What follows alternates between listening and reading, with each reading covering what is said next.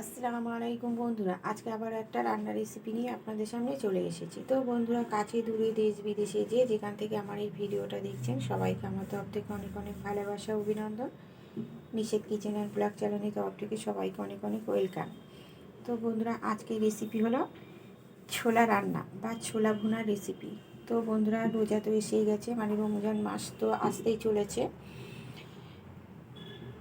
তো খুব সহজে এবং পারফেক্ট ছোলা ভুনা রেসিপি বানিয়ে আপনাদের সঙ্গে শেয়ার করব। আপনারা পুরো ভিডিওটা দেখতে থাকুন। তো এখানে ছোলাটা আমি রাত্রেই ভিজিয়ে রেখেছিলাম, আর ছোলাটা তো এখন ভিজে একদম মোটা মোটা হয়ে গেছে। এটা একটু সময় নিয়ে ভিজিয়ে রাখতে হবে। এখানে আমি 3টা আলু নিয়েছি, আলুগুলোকে আমি খুব ভালো করে ধুয়ে নিয়েছি। আর এখানে অন্য অন্য উপকরণগুলো তো আছে, তো আপনারা পুরো ভিডিওটা দেখতে থাকুন। তো এখানে আমি একটা পাত্রে জল বসিয়ে দিয়েছি। এবার এই জলের মধ্যে আমি ছোলাগুলোকে আস্তে আস্তে দিয়ে দেব।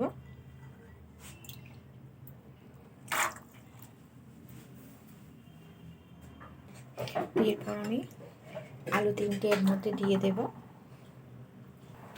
তো দিয়ে দেবো অল্প করে একটু লবণ, আর দিয়ে দেবো আমি অল্প করে একটু খাবার সোডা। তো এটা দেওয়ার পরে আমি এটাকে ঢাকনা দিয়ে চাপা দিয়ে দেব।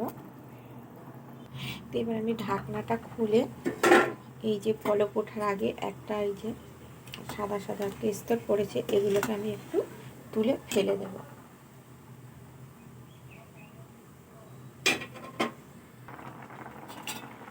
এদিকে এবার দেখবো আমার ছোলাটা সিদ্ধ হয়ে গেছে কিনা।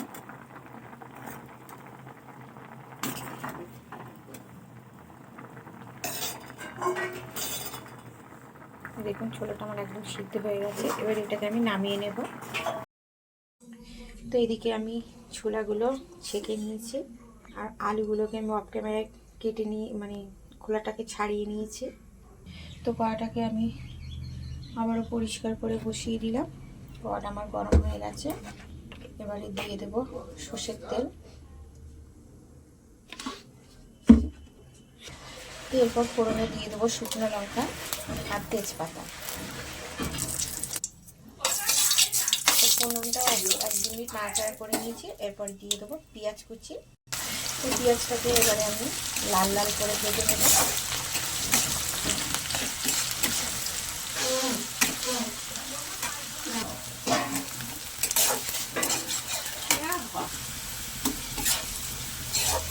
তো পেঁয়াজটাকে আমি লাল লাল করে ভেজে নিয়েছি। এবার এর মধ্যে দিয়ে দেবো অল্প করে একটু জল। এরপর আমি এর মধ্যে দিয়ে দেবো আদা রসুন আর পেঁয়াজ একটু নাড়াচাড়া করে নেব। নিয়ে এবার আমি এক একে দিয়ে দেবো গুঁড়ো মশলাগুলো। প্রথমে দিয়ে দেবো হলুদ গুঁড়ো, দিয়ে দেবো জিরে গুঁড়ো, ধনে গুঁড়ো,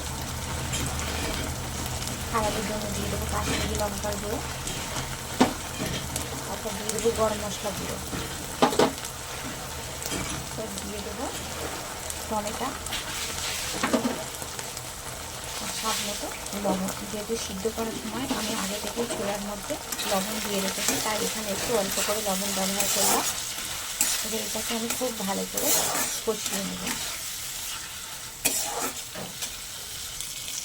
এখানে মশলা থেকে আমার তেল ছাড়তে শুরু করে দিয়েছি। এবার আমি সিদ্ধ করে রাখা আলুটার মধ্যে দিয়ে দেবো। আলুটাকে আমি একটু ছুরির সাহায্যে কেটে নিয়েছি ঠিক এইভাবে। এই মশলার সঙ্গে খুব ভালো করে আমি মিশিয়ে নেব। দিয়ে দেবো একটু জল দিয়ে আমি এটাও মশলার সঙ্গে খুব ভালো করে কষিয়ে নেব।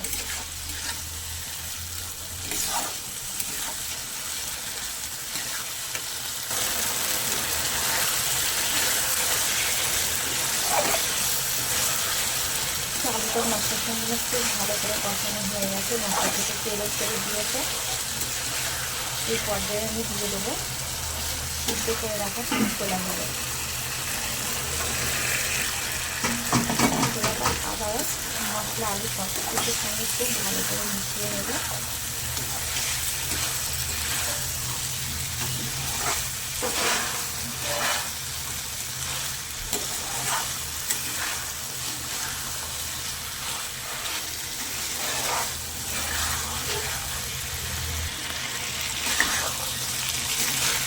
তো সব কিছু আমার খুব ভালো করে মেশানো হয়ে গেছে। এই পর্যায়ে আমি দিয়ে দেবো চিরা কাঁচা লঙ্কা, আর উপর থেকে ছড়িয়ে দেবো কিছুটা ধনে পাতা কুচি। তো সব কিছু মিশিয়ে নিলেই আমার একদম রেডি রমজান মাসের স্পেশাল ছোলা ভুনা রেসিপি।